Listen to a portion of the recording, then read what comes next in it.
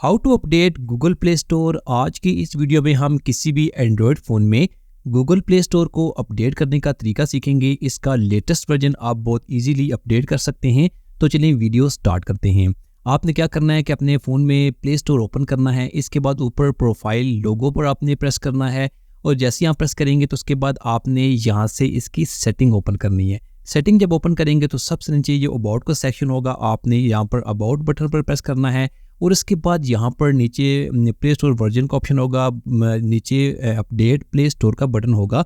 आपने update play store button पर click करना है तो आपका जो प्ले स्टोर होगा वो यहाँ से अपडेट होना स्टार्ट हो जाएगा। मेरे पास आप देख सकते हैं कि गूगल प्ले स्टोर जो है वो ऑलरेडी अपडेटेड है, जैसे कि Google Play Store is up to date, क्योंकि मैंने इसे पहले ही अपडेट कर लिया था। अगर आपने अपना गूगल प्ले स्टोर अपडेट नहीं किया तो आपने प्ले स्टोर की सेटिंग में जाकर अपने मोबाइल का जो प्ले स्टोर है इसे बहुत इजीली अपडेट कर सकते हैं। इस तरह से आपके मोबाइल में जो गूगल प्ले स्टोर का वर्जन होगा वो लेटेस्ट वर्जन अपडेट हो जाएगा। Thanks for watching this video.